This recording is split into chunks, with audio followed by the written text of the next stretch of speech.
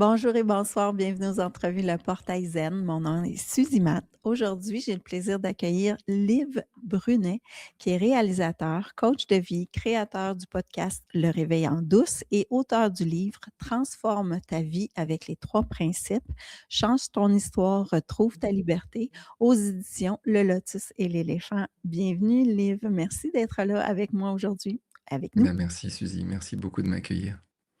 Alors, je vais juste montrer ton livre, Les 3 principes.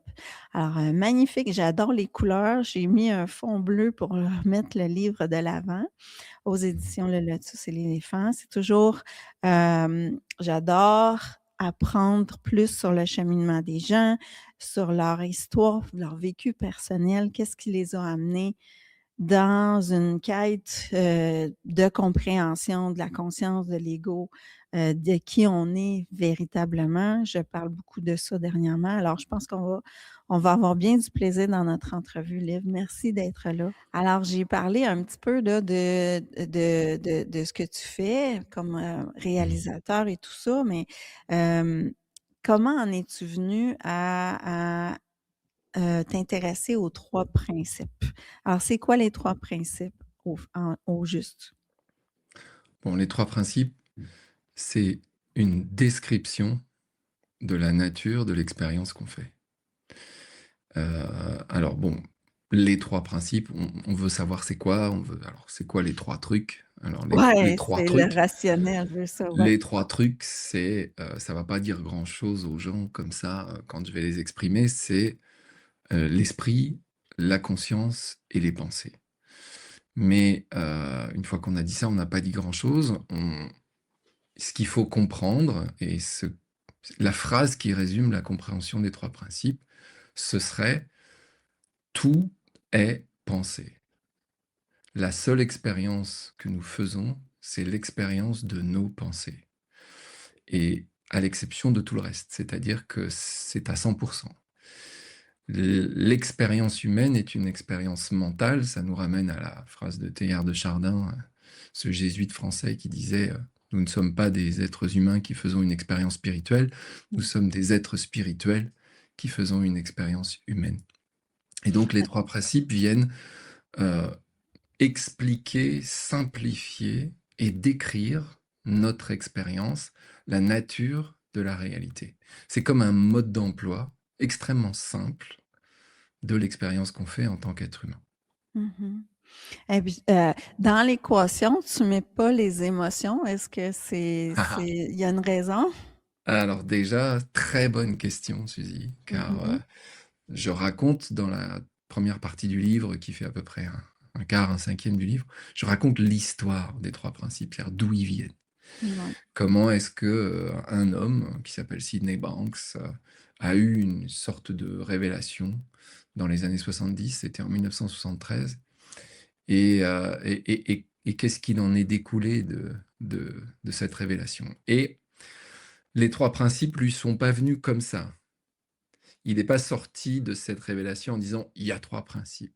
Ouais. Il a mis beaucoup de temps à formuler ce qu'il avait vu sous la forme des 3 principes. Il a mis même 18 ans à le faire et effectivement, il y a eu des débats autour de la question des principes. Parce que ces 3 principes, il faut voir qu'ils avaient été prophétisés, dès la fin du 19e siècle comme, les principes de la psychologie humaine. Il y avait, William James qui était un des précurseurs, de la psychologie aux États-Unis, qui avait dit: «Le jour où on trouvera les principes de la psychologie humaine, ce sera aussi puissant que la découverte de la maîtrise du feu pour l'humanité». Et ce que Sydney Banks a vraiment mis à jour, ce sont les principes de la psychologie humaine et la question des émotions, il l'a très, très vite il s'est posé la question de savoir si les émotions, ça serait un quatrième principe. Mais très vite, il a dit: «Non». Les émotions et les pensées, ce sont les 2 faces de la même pièce. Ça va ensemble. Les émotions et les pensées, ça marche absolument ensemble Mmh. et nous ressentons à chaque instant nos pensées. Donc il y a pas en fait de différence à faire entre l'émotion et les pensées. L'émotion est toujours connectée à la pensée et inversement. C'est pour ça Mmh qu'il a mh. décidé qu'il y avait un seul principe, la pensée, et pas la pensée plus les émotions. Ouais. Moi, j'écoute beaucoup Eckhart Tolle et puis encore ces derniers temps, heu, en fait, c'est l'émotion et la pensée va nourrir l'émotion, qui l'émotion devient plus grande, qui va nourrir la pensée, tu vois? Et c'est Exactement. les fameux scénarios et on vit à travers c'est ce que j'ai cru comprendre aussi que tu vois que tu parles dans ton livre, c'est qu'on vit à travers ces scénarios-là. C'est pas vraiment la réalité, on est toujours dans ces scénarios-là. Oui, Dans cette, oui. pas juste les scénarios, mais les j'avais un autre mot, mais en tout cas, Moi, mais tu j'appelle ça comprends ce que les je veux dire? histoires. Les histoires, Ouais. exact. Ah ben, c'est pour ça que tu as donné dans ton livre à chacun des chapitres, l'histoire de, l'histoire de, L'histoire de l'histoire oui, de. oui, Ouais, je oui. comprends. Ouais, ouais. Oui, parce qu'au bout du compte, ce que les 3 principes nous apprennent et nous font découvrir, c'est que tout, absolument tout, est une histoire et que notre expérience de la vie, on ne la fait jamais en direct. La réalité est neutre, les événements sont neutres et c'est l'histoire que nous nous racontons de l'événement qui crée l'expérience. Ouais, exact. Voilà. Ouais, ouais, ouais. D'ailleurs, tu parles un peu de je ne vais pas en parler tout de suite, mais de Gabor Maté. Quand je Oui, l'ai lu, ouais, j'ai dit: «Je le connais lui, ça me dit quelque chose, ça me dit quelque chose». Puis dernièrement, ben, je le vois souvent dans mes posts dans ouais, les réseaux sociaux. Alors c'est un homme spirituel, là. Il a écrit, je pense, The Myth of Normal, le oui, mythe de la normalité. Alors tu en parles un petit peu, on peut en parler à la fin. oui, Moi, ce que j'ai aimé dans l'histoire avec Sydney Banks, c'est qu'à un moment donné, il a compris ou il a entendu la phrase: «L'insécurité n'existe pas, ce n'est qu'une pensée» c'est ça. et puis peu de temps après ça, quand il a regardé l'océan, il a eu l'impression d'être aspiré dans un tunnel, puis il s'est Ouais. mis à vibrionner, ça je connais pas ce Mmh, mot-là, mmh, mmh, mmh. et moi, j'ai écrit désidentification Oui, parce que c'est comme si tout d'un coup, il était complètement désidentifié de sa personnalité et il était complètement dans qui était réellement la conscience. C'est ce que moi, j'ai senti en lisant ça. c'est exactement ça. OK. C'est exactement ça et c'est ce qui relie la compréhension des 3 principes à toutes les grandes traditions spirituelles de l'humanité et on va dire les traditions non duelles, en particulier l'Advaita Vedanta, par exemple. Les 3 principes sont reliés à ça, mais ce qui est très surprenant, c'est que, Sydney Banks n'avait aucune idée de l'existence de l'Advaita Vedanta ou de la non-dualité quand il a fait Mmh. son expérience. Mmh. Ça a été une expérience spontanée et c'est par la suite qu'il a découvert que cette expérience qu'il avait faite, elle était reliée, en fait, avec, des traditions spirituelles qui disaient la même chose que ce qu'il disait, mais d'une manière différente depuis, on va dire la nuit des temps. Mais c'est parfait parce qu'on est ça et on n'a pas à lire là-dessus ou être ce qu'on lit, c'est un état naturel, C'est ça, c'est exactement ça. tu vois?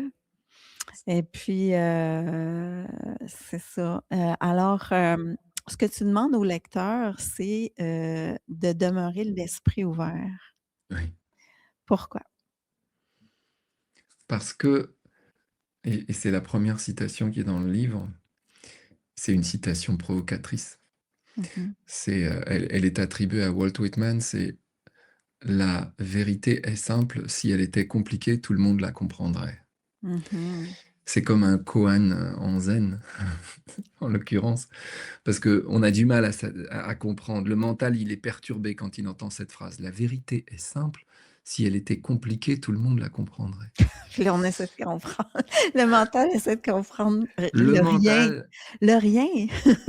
le mental, il aime quand c'est compliqué, il a besoin Mmh. de résoudre des problèmes, donc il faut qu'il y ait Mmh. des problèmes qui existent et il y en a pas. Mmh. C'est Et ça. c'est ça, ça serait ça ma réponse, à ta question et effectivement, le ce à quoi nous ramènent les 3 principes, c'est à l'unité et à l'essence de ce que nous sommes. Mmh. Je me rappelle quand j'ai commencé mon cheminement spirituel, dans les tu sais, comme dans la vingtaine, dans la trentaine, quand j'ai commencé à lire sur le pouvoir du moment présent. Puis je me rappelle à ce moment-là que je trouvais ça plate. Aujourd'hui, je me dis: «Ouais, je voyais pas ce que je vois aujourd'hui», mais à cet âge-là, de un, je trouvais qu'Eckhart Tolle avait l'air d'un lutin et je m'attardais à son apparence physique. C'est fou, là, parce qu'aujourd'hui, je suis tellement pas là, mais je trouvais ça plate. C'est comme Mmh. si c'était ennuyeux parce Mmh. qu'on arrête, on respire, on pense pas au futur, au présent, Mmh. au passé, on est au moment présent, tu vois? Mon Ouais. mental avait besoin de ces histoires-là. Mmh. Mmh. Ouais, Mmh. mon Mmh. mental, mon ego, mon Mmh. est-ce que toi, Mmh. qu'est-ce que tu fais la différence, le mental, l'ego pour toi?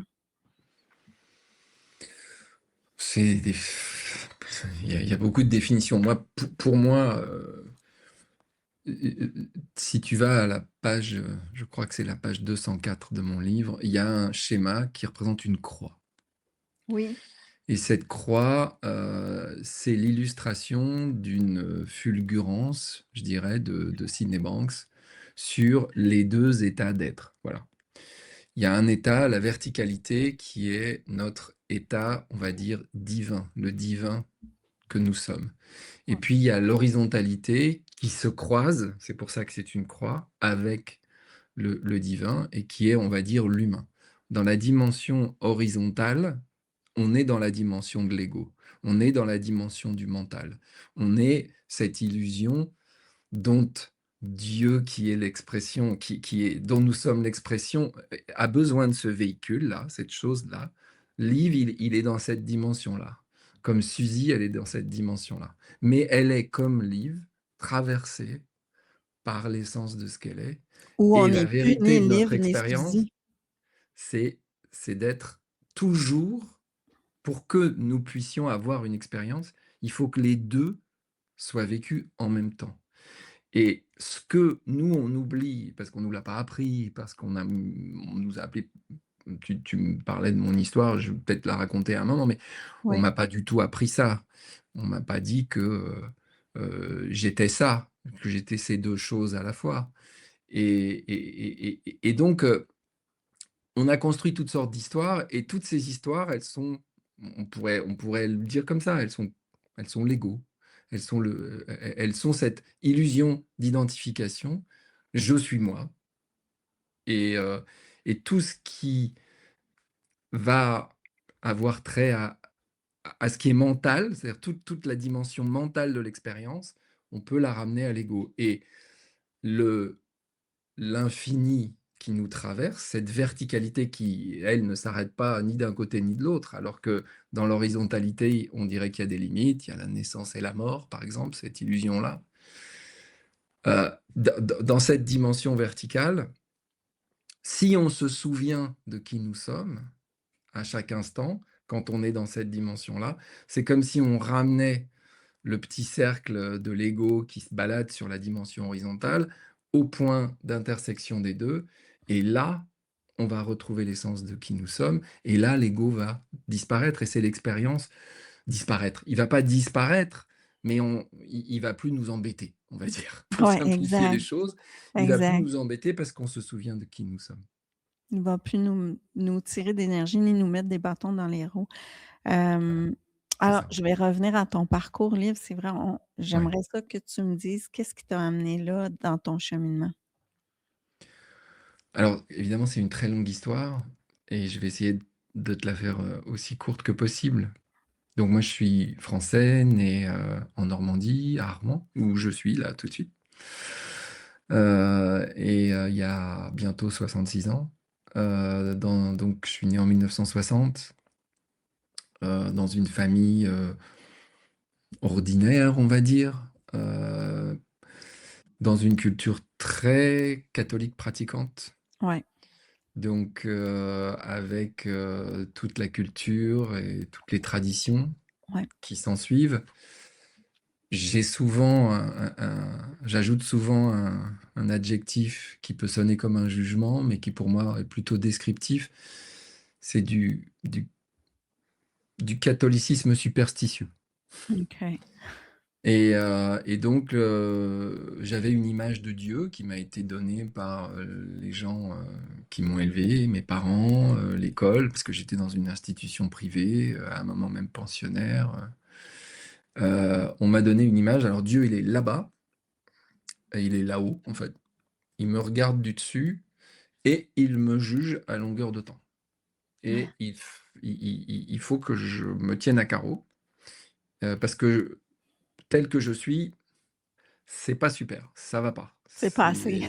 C'est pas assez, on peut toujours mieux faire Ouais, ouais. et puis même parfois ça mérite une correction Mmh. et donc j'ai traversé mon enfance et mon adolescence avec cette image-là qui dissonnait très fort dans mon intuition, mais j'avais pas le choix. Mmh. Il fallait aller à l'église tous les dimanches, il fallait, se confesser, il fallait faire, les sacrements, la première communion, la profession de foi et j'ai tout fait. Ouais, j'ai connu ça aussi ici.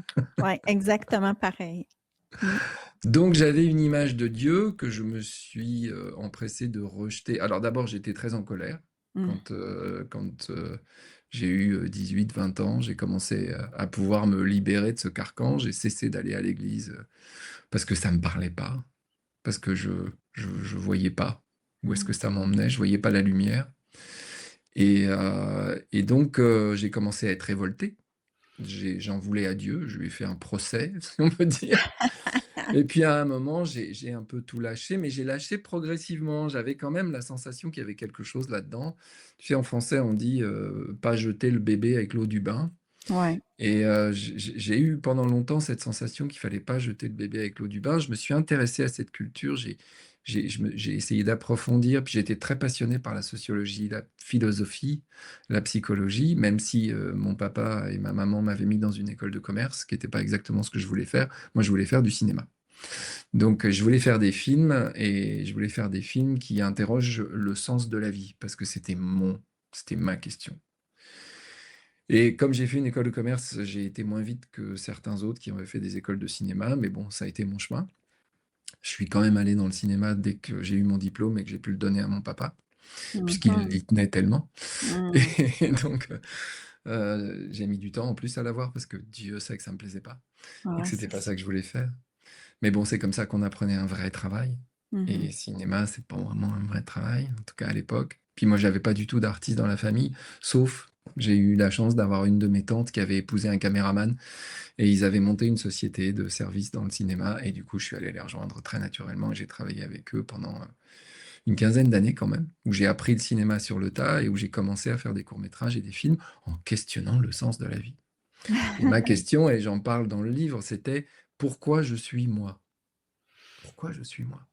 Comment c'est possible que je me sente moi? Pourquoi j'ai ces parents-là? Pourquoi j'ai ce corps-là?» et tout ça. Ouais, attends, est-ce que ça t'est arrivé? Parce que moi, plus jeune, je me regardais dans le miroir, je me disais: «C'est pas moi». Est-ce que ça t'est arrivé? Oui, ça m'est arrivé, oui. Ça Tu m'est vois? arrivé, mais ça m'arrivait sous une forme, qui était pas très, c'était pas formidable, hein. C'était Mmh. plutôt, ça doit pas être moi et en plus c'est moche. Ah, ouais. Mmh. Ça doit pas être moi, puis j'aime pas ce que je vois Mmh mh. et j'ai vraiment mis énormément de temps, mais ça a été aussi une chance dans mon parcours parce que c'est ça qui m'a aussi permis c'est là la beauté de la chose, c'est que quand on a des pensées comme ça, des angles morts, ce qu'on appelle des blind spots en anglais.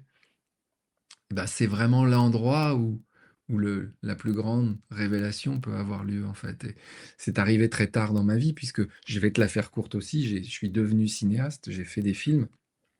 Je pensais faire des longs métrages, je pensais être le nouveau, Stanley Kubrick, ou, le meilleur réalisateur français. J'avais beaucoup, beaucoup d'ego et beaucoup d'ambition et puis c'est pas du tout passé comme ça. Je me suis retrouvé à faire des documentaires. Je me suis aperçu que j'aimais beaucoup faire des documentaires et donc j'ai fait une vingtaine de documentaires pour la télévision française et j'ai OK. aussi fait j'ai travaillé sur des grandes expositions, parce que j'avais aussi cette corde à mon arc de technicien, donc je savais faire des multi-écrans, des choses, on appelle ça immersif aujourd'hui et donc j'ai travaillé pour des musées ou pour des grandes expositions, à Paris, par exemple, j'avais fait une grande exposition au Grand Palais sur Pompéi Mmh.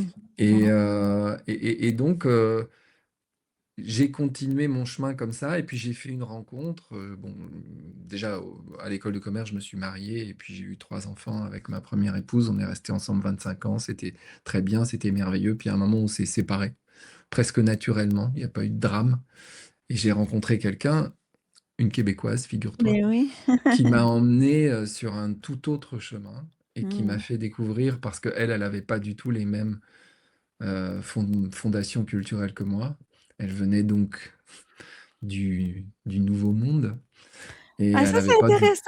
C'est quoi les différences culturelles entre nous? bah, la différence, c'est que je pense que j'aurais pu rencontrer quelqu'un comme ça en France aussi, tu vois? C'est qu'elle, elle avait pas du tout elle avait pas été, comment on peut dire? Moi, ce Elle que a je pas poussé sais dans une culture, chrétienne comme moi, elle était dans c'est une culture très, instinctive. instinctive, ouais. Son On est père dans est l'intuitif, ouais, on a moins de mais on a notre cheminement puis ouais, notre base de catholicisme ici, mais peut-être avec moins de pression, je sais pas comment ouais. l'expliquer, mais bon, j'allais à l'église le dimanche parce que mes parents me disaient d'y aller, mais ils y allaient pas, dans le genre. Mais ce que j'ai remarqué, c'est la pression de la notion que c'est important, la connaissance, c'est important de savoir tout, c'est important.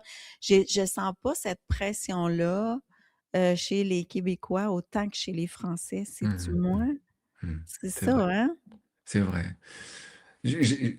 J'ai toujours un peu de mal à généraliser, mais je pense qu'il y a quelque chose de cet ordre-là et je sais en tout cas que dans ma vie à moi, cette rencontre-là, ça a été un choc de culture aussi Mmh. et qu'il y avait vraiment une vision des choses qui était beaucoup plus ouverte, Ouais, sur, par exemple, les dimensions alternatives, que ce soit en thérapie ou que ce soit en spiritualité. Même le mot spiritualité, c'est un mot que pour moi, il disait égale religion.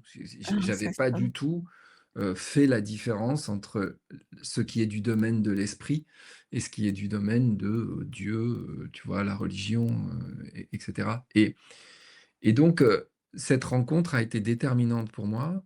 Elle m'a fait, dériver du chemin de chercher le sens de la vie et pourquoi je suis moi et elle m'a amené à un moment à un changement de la question par la découverte de certains en particulier d'Alan Watts, qui est un philosophe dont je ne savais Alan rien. Watts, ouais. Et Alan Watts, il est venu, me glisser dans l'oreille à travers mes lectures, puisqu'il est mort en 73. D'ailleurs, c'est drôle, il est mort l'année de la révélation de Sydney Banks Mmh. et il est venu me glisser dans l'oreille: «Ta question n'est pas la bonne. Demande-toi qui tu es». Oh et ouais, puis ça, c'est tellement une question difficile quand tu commences un parcours spirituel. En tout cas, moi, là, je la trouvais très difficile au début. C'est quoi Moi aussi. ça? Qui je suis? Mais qui je suis? Je suis Suzy Matt, tu vois? Voyons, c'est quoi cette Exactement, histoire-là? exactement. Mmh. Comme ma maman qui disait: «Bah, je suis moi, je viens de chez moi et j'y retourne». Ah oui, j'ai lu ça dans ton livre, et ça, Je l'ai c'est mis dans le livre oui. et oui, et bah, j'avais absolument pas vu les fameux 2 niveaux dont on parlait tout à l'heure, les 2 états d'être, c'est-à-dire le fait il y avait vraiment 2 expériences qui se qui se jouaient en même temps et j'avais pas vu qu'il y avait pas seulement celui qui pense, mais qu'il y avait celui qui regarde les pensées, qu'il y avait celui qui vit et celui qui regarde ce qu'il vit. Ouais, Et que cette ouais. dimension de l'observateur, elle s'est révélée à un certain moment dans mon expérience, mais j'avais 58 ans. Elle a été magnifiée, je dois le dire, par 2 expériences psychédéliques Ah qui oui? m'ont absolument ouvert ce champ-là, mais À l'ayahuasca, alors genre? moi, c'était pas l'ayahuasca, ça a été les champignons d'abord et le LSD après. J'ai fait que 2 expériences, mais elles ont été, comme dit Alan Watts d'ailleurs, il dit: «Une fois qu'on a reçu le message, on n'a pas besoin Ah d'y ah. retourner». C'est exactement cette Mmh. expérience-là que j'ai faite. J'ai reçu quelque chose et je vis avec depuis Mmh mh. et c'est ce qui m'a vraiment mis sur la voie de comprendre la question: «Qui suis-je?» et de creuser et c'est là que j'ai découvert les 3 principes et je les ai découverts en anglais parce que, les 3 principes en français, ça Ça n'existait n'existait pas. pas.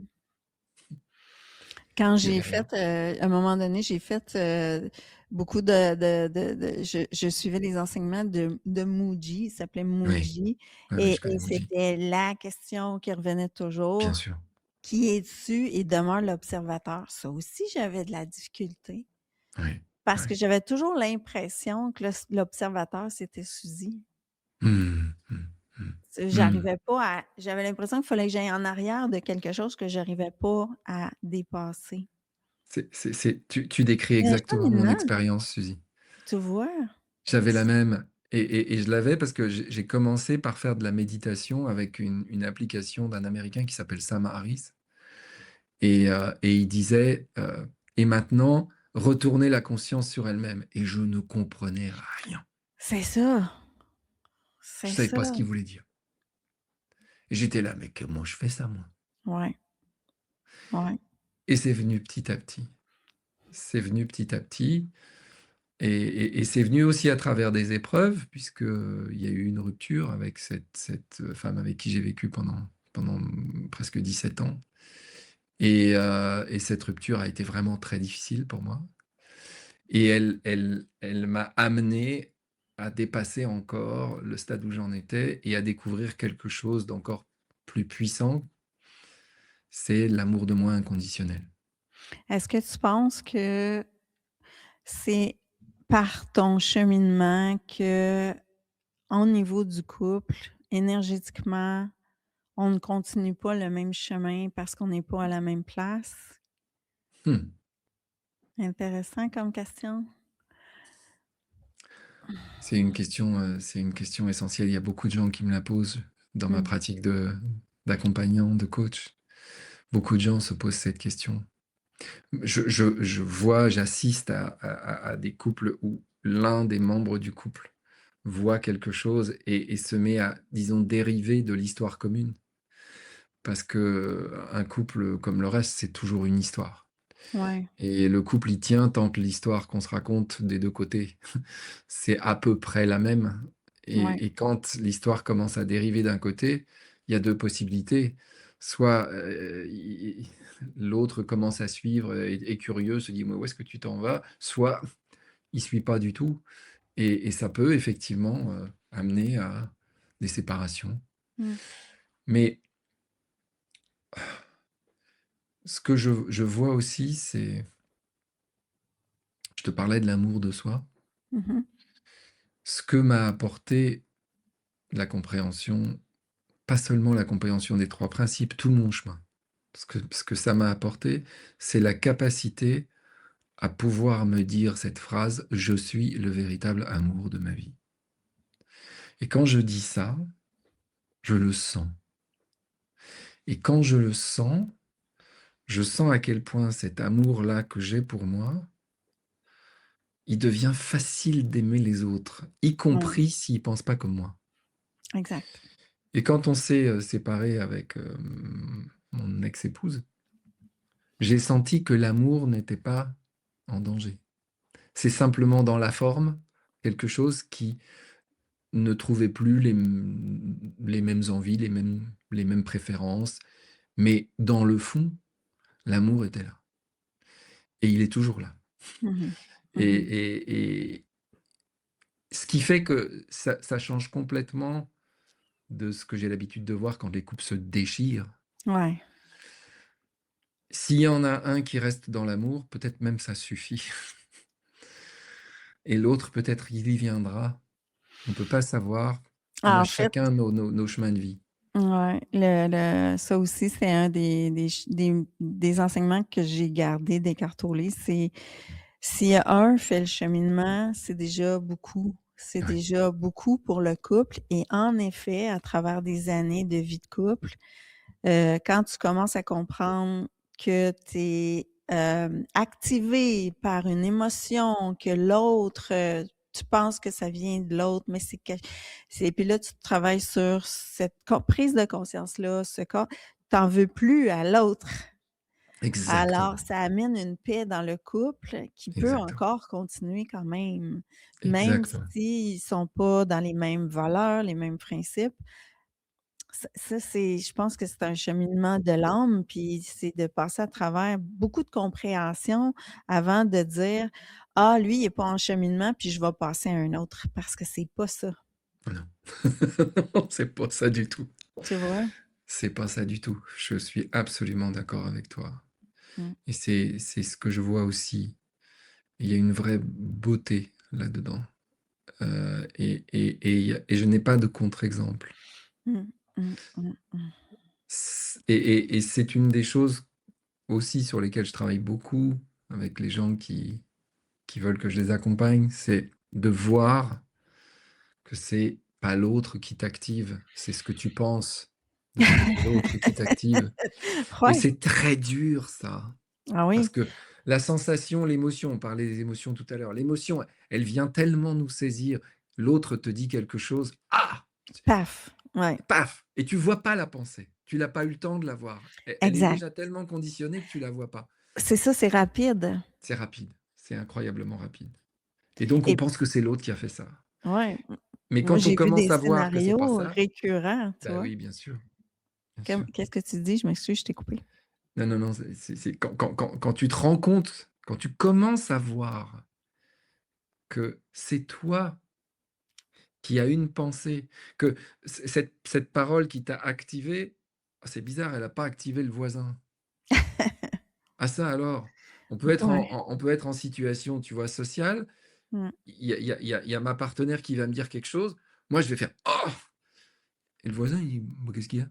Mmh mh. C'est Mmh. tout simplement parce que c'est mon histoire Mon qui histoire. vient Mmh. réagir. Ouais. Mon histoire d'elle, mon histoire de nous, mon histoire de moi. Et mon histoire que j'ai aussi acquis de mes parents parce Mais que oui, l'image des hommes passait par l'image que ma mère se faisait des hommes évidemment, et de la relation à mon père. Donc, évidemment.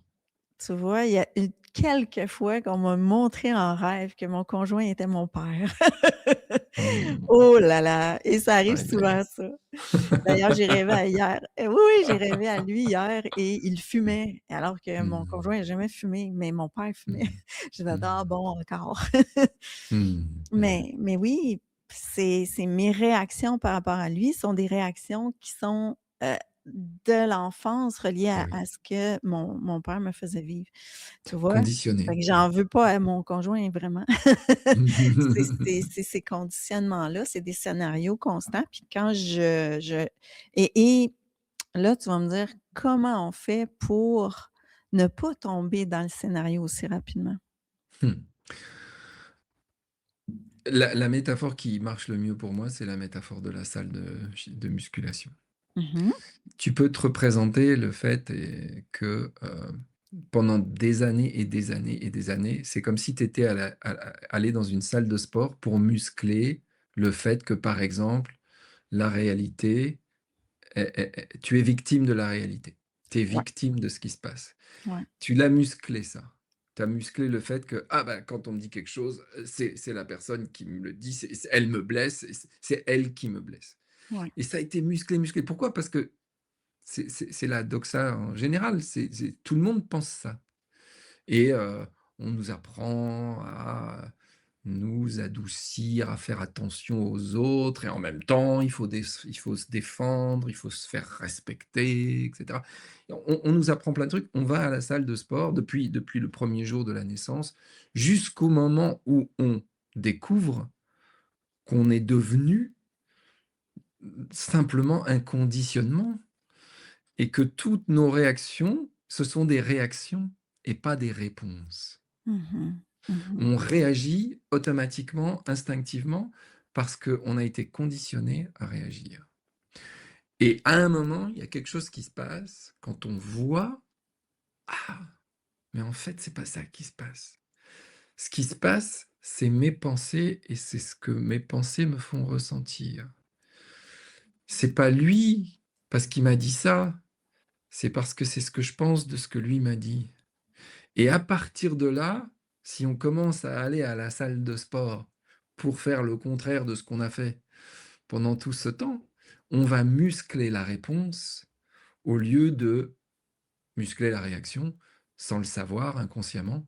Mmh. qu'on a toujours vécues, en fait. Et muscler la réponse, c'est c'est magnifique, en fait, de voir que ça marche. Parce qu'on est les créateurs de notre expérience. À partir du moment où on a compris que c'est l'attention qu'on met sur nos pensées qui génère l'expérience, plus on le voit, plus on le voit. Alors là, Et on est de dans l'observateur. exactement, et plus on le voit, plus on le voit, et plus Ouais, on le voit, moins on a envie de le faire. ouais, ouais. Parce que plus on le voit, moins on est activé. Mmh. Et Mmh. plus on se retrouve dans cette position dont Sydney Banks n'arrête pas de parler, ce qu'il appelle le good feeling, et ce qui est pas facile à traduire en français, la bonne sensation, ça sonne pas très bien. Good feeling, ça sonne mieux, en tout cas pour moi. Et il dit: «La vérité, elle est toujours là. C'est quand tu ressens ce good feeling, et ce good feeling, c'est la preuve de ton alignement, de l'alignement de cette dimension-là avec cette dimension-là. Tu es réaligné avec l'essence de ce que tu es». Mmh. Faut que je te raconte quelque chose qui m'a tellement surpris cet été parce que je travaille beaucoup, beaucoup, beaucoup sur ça depuis, plusieurs mois, sur, sur mes certaines angoisses, certaines pensées qui m'amènent à une dévalorisation de Mmh. la personne et quand je me suis pris à voir ça qui était récurrent, je me suis mis à l'observer plutôt que d'embarquer dans cette émotion-là, de l'intégrer comme étant à moi et ce qui s'est passé, c'est là que ça m'a surpris puis j'ai dit: «OK, je suis vraiment sur le bon chemin en travaillant comme ça» parce que c'est comme si l'émotion était devenue une bulle Mmh. et exactement la bulle de peur, c'est que c'était comme une peur que quelqu'un me parle dans le dos et que ça me nuise. Et Mmh. et et ça, c'est quelque chose qui venait depuis des années et cette Mmh. peur-là, cette bulle-là a comme explosé et comme Mmh. une bulle de savon. Mmh. C'était plus là et j'étais l'angoisse était plus là. C'est comme si Mmh. c'était parti d'un coup et je me sentais en paix, puis surtout en confiance que rien ne peut m'arriver Mmh. dans de ce que je pensais, de ce que je pensais qui pouvait Ah oui. m'arriver, tu vois? C'est là que j'ai fait: «Oh attends, je suis vraiment sur le bon chemin, ça fonctionne». Parce que Mmh. c'est une énergie, cette, bulle-là, cette Ouais, émotion-là, ouais. cette pensée-là, c'est une énergie qui nous Mmh. agrippe. Exactement, et je peux te dire, plus tu vas continuer comme je le fais, à faire confiance à cette expérience-là, Mmh. et moins tu seras tu risques de te retrouver enfermé là-dedans, Ouais. et Mais et tu parlais de les vas-y, vas-y. ouais, ouais. C'est parce que ma question, c'est, il m'arrive d'avoir des périodes où je suis prise par ces scénarios-là. C'est Mmh. comme même si je suis en cheminement, même si je suis capable d'aller en arrière, de vérifier, et il m'arrive que c'est comme je suis happée là-dedans. Puis après ça, ben, ça me prend là, je me dis: «Ah, voyons, je me sens tirée d'énergie. Là, je viens de voir. Là, je viens de voir, je suis tirée d'énergie par un autre scénario». Puis là, je vais revenir à l'observation. Puis là, je peux être 2 jours, je sens plus rien. Je sens Mmh. comme, un vide là, tu sais, tu vois? Il y Mmh. a plus, puis là, je suis comme revenue dans la vraie réalité. Mmh. Mmh. Mmh. Mmh. Tu vois? C'est juste là que je suis encore à: «Ah, je me suis encore fait prendre par ça». Tu vois? Tu parlais de l'ego tout à l'heure, et Ouais. c'est l'illusion de l'ego qui nous rattrape constamment, Mmh. et elle peut se décrire d'une certaine manière, et on peut parler du jugement. Tout ce qui juge, c'est l'ego.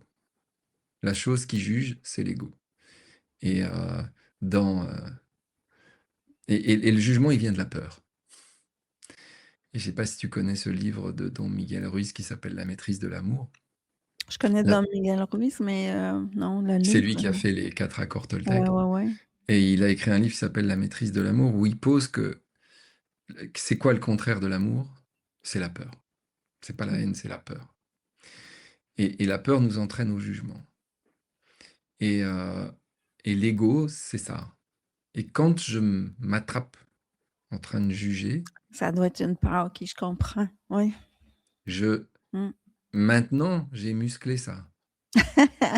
J'ai musclé le fait de voir ses pensées, parce que le jugement, c'est une pensée, hein, comme on va dire comme tout le reste, mais le jugement en particulier, c'est une pensée. Je vais regarder cette pensée et il y a un exercice que je fais et je le fais aussi là, avec tous les gens que j'accompagne. Je vais me pardonner de me juger tel que j'ai jugé cette personne, tel que je me juge moi-même. Parce qu'il y a quelque chose qui est plus vrai, c'est qui je suis, en Mmh mh. essence. Mmh. Et c'est ce que j'ai appelé en français l'exercice du règlement intérieur. J'en parle dans le livre et je donne à voir et à lire mon nouveau règlement intérieur, celui que j'ai créé, Ouais. celui qui dépasse justement les jugements et qui dit la vraie nature de qui je suis et de comment je me crée en conscience. Parce que et cet exercice-là, ce processus-là, c'est plus un processus qu'un exercice, le faire constamment, le conscientiser au point d'être toujours en train de le faire, c'est extraordinaire la transformation qui en découle. Et ça vient directement des 3 principes, mais les 3 principes, c'est juste une description, c'est pas une méthode. Les 3 principes vient pas nous dire comment faire. Mmh. Il vient nous décrire la réalité de ce qu'on vit et OK. et et une fois qu'on a le mode d'emploi, ben, on sait se servir de la vie, OK, je mieux comprends. qu'avant. On va parler du petit diagramme, que Oui. je t'ai alors, tu as un moment donné dans ton livre, tu parles Mmh. d'une histoire de dualité Oui. et là, bon, je me suis mis un petit post-it parce qu'il y a un tableau. Ouais. Alors là, attends, je vais me mettre en plus grand parce que je veux que les gens voient. Est-ce qu'on peut Mmh. voir? Mmh. Oui. Ouais, non, Alors, il faut expliquer ce que c'est ça. oui, parce que j'essaie de comprendre, OK? Alors, sur un côté, il y a le plus plus qui Ouais. implique la non-dualité, l'unité infinie, source, essence, énergie sans forme, intelligence, Dieu, en tout cas, je vais pas Mmh. tout lire et Non. de l'autre côté de la colonne, tu as le moins et le plus Ouais. qui qui inclut dualité, contraste, limite, expérience, préférence, Mmh. intellect, ego, esprit Mmh. personnel. Donc, Mmh. explique-moi ce diagramme-là. Tu vois, j'avais pas vu, j'ai vu non-dualité, j'avais pas vu que tu avais écrit une unité en dessous, là. Mmh. J'ai Mmh. été, scotchée par ça parce que dans mon esprit, l'unité ne peut pas être dans un plus, elle est dans Mmh. le zéro comme tu vois? Alors, je vais essayer d'expliquer, sans aller trop dans les détails, qu'est-ce que c'est que Ouais, ce diagramme? En fait, ouais. ce diagramme, il vient d'une intuition de, de quelqu'un qui est le président de la société de méditation transcendantale. Il s'appelle Nader. Je me souviens plus de son prénom. Et c'est dans une discussion avec Rupert Spira. Je ne sais pas si tu connais Rupert Spira, mais c'est un Ça me dit quelque professeur chose. de non-dualité Ouais. qui est connu, qui est anglais, qui est un ancien potier et qui aujourd'hui partage la non-dualité, qui est un élève de Francis Lucille, qui lui-même était un élève de Jean Klein. Enfin, c'est toute une tradition autour de la non-dualité.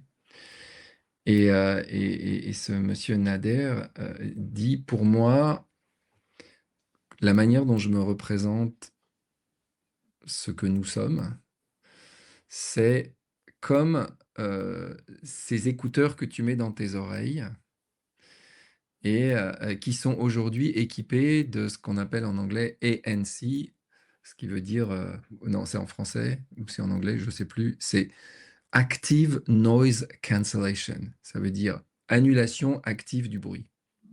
Qu'est-ce que c'est que ces trucs qu'on se met? On a nos petits earpods, là, on se les met dans les oreilles, Mmh. on va dans le métro, on met l'ANC et on entend beaucoup moins fort le bruit du métro et on entend beaucoup mieux la musique. D'accord. Qu'est-ce qui se passe? Ouais. Qu'est-ce qui se passe dans nos oreilles?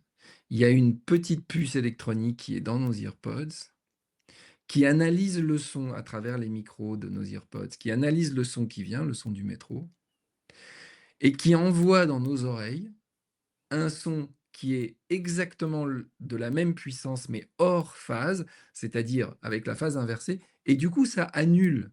Ça annule pas totalement, parce que si ça annulait totalement, on n'entendrait plus rien, Mais ça annule le son du métro. Ça le diminue énormément. Ça veut dire que il se représente l'univers comme l'unité. L'unité, c'est le silence absolu.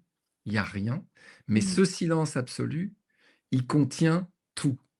C'est-à-dire, dans les 2 dimensions, le plus et le moins, donc on va dire le phase et le hors phase, il contient tous les contrastes. Et si tous et ces contrastes, ils ont exactement la même valeur dans le négatif que dans le positif, de sorte que quand tu les remets ensemble, ça fait un, ça fait l'unité. OK. Donc c'est de ça que parle ce schéma. L'essence de ce que je suis, c'est l'unité. Je suis une seule chose. C'est ce que la non-dualité nous dit. Mais ce que Sydney Banks nous dit, il dit: «Oui, c'est vrai. C'est vrai, mais il y a une expérience qui a lieu là». Donc on Et est c'est comme tout inclus dans l'unité, c'est ça? exactement, on est tout inclus dans l'unité, on est des contrastes Ouais. inclus dans l'unité et il y a exactement la même quantité de moins Mmh. que la quantité de plus. Et par rapport à ce que tu dis, sur le positif, j'ai bien écrit moins et plus. J'ai pas écrit Oui. positif, négatif. Non. Parce que pourquoi est-ce que je dis, plus, plus quand je décris l'unité? OK. Ça vient d'une intuition toute simple. OK. Je suis l'expression de l'univers. L'univers, la physique nous le dit, est infini. Pour que l'univers soit infini, il faut absolument une chose, parce que sinon il ne serait pas infini. Il faut qu'il soit en expansion. C'est ça plus plus. L'univers est infini parce qu'il est en expansion. Est-ce qu'il Il est évolue? constant. Il est en expansion, sinon il serait fini et on Parce n'en voit que pas les limites. parce que j'ai vu quelqu'un qui disait qu'on est tous des consciences dans une super conscience Oui, qui évolue. Alors ce oui, qu'on notre expérience fait évoluer la grande conscience dans laquelle on se exactement. trouve. C'est il y a quelqu'un qui dit ça et qui est connu, c'est, à travers, cette femme qui s'appelle Esther Hicks. C'est Ouais. cette conscience collective Abraham Hicks Ah ouais, ouais, ça je connais. et Abraham Hicks, ils, on va parler d'eux au Oui. pluriel puisque c'est une conscience collective. Ils nous disent ça, ils nous disent, heu, l'univers ne peut pas être à la fois infini et ne pas être en expansion, c'est pas possible. C'est super L'évolution intéressant parce que je m'excuse de te couper, mais c'est vas-y, parce je t'en prie, je qu'on t'en a prie. toujours pensé que Dieu, ben, il est parfait. Fait que si la conscience et Dieu est parfait, elle a pas besoin d'évoluer Mais pourtant on est là et on a et nous on a pourtant on évolue. nous on est là, on évolue et on a à l'intérieur de nous, on le sent, un désir. On est né du désir, Ouais, on veut plus. là je On veut comprends plus de mieux vie, quelque on chose. veut plus d'amour, on veut plus d'argent, on veut plus d'expérience, on veut plus de beauté, Ouais, ouais, on veut toujours plus. Tout simplement parce que, pour moi, dans l'explication que j'ai, parce qu'on est l'expression de l'univers qui est infini donc en expansion et qui ne cesse pas d'essayer de connaître plus ce qu'il est et ses possibilités. Et la physique quantique nous dit que dans l'univers quantique, il n'y a pas de matière, il y a des probabilités, des possibilités. wow, Et pourquoi il y a des possibilités et des probabilités? Bah, c'est tout à fait cohérent avec l'idée que l'univers veut toujours se connaître plus et qu'à travers notre expérience, à travers la tienne, la mienne, celle des plantes, celle des minéraux, celle des animaux, mmh. il y a toujours ce désir de se connaître plus et de faire toujours plus l'expérience d'être, d'être. Écoute, Et heu, quand j'entends ça, c'est f ça met ouais. dans mon cœur une joie Oui, inimaginable. parce que je me suis toujours posé la question, pourquoi j'ai à vivre cette expérience-là? Mmh, Si mon âme est parfaite, si mon ouais. esprit est parfait. Tu vois? Ça c'est là qui était c'est pas logique, c'était pas logique. Je comprends mieux, Mais la c'est bon. perfection et l'expansion ne sont pas incompatibles. Mmh mh. Mmh mh. Mmh. OK. Tu es parfaite et tu es en expansion. Et Pour être plus que parfaite. tu peux toujours être c'est pas plus que parfait, c'est ce qui est parfait, c'est le fait d'être en expansion constamment et de continuer révéler les potentialités extraordinaires que nous sommes. Mmh. Et c'est pour ça que le mantra de l'univers, c'est l'inconnu et l'inconnu, c'est ce qui nous fait peur. Ben oui, ça c'est Mais certain. l'inconnu, c'est la condition de l'expansion. Parce que sinon, c'est pas de l'expansion. Si Ouais, c'était connu, bah, ça serait pas de l'expansion. Il faut qu'il y ait de l'inconnu pour qu'il y ait de on l'expansion. évolue constamment, Voilà. exactement. Cette histoire-là me plaît Oh! beaucoup et elle Wow! me réjouit Mmh. dans toutes les expériences de vie que je fais. Mmh mh. Mmh.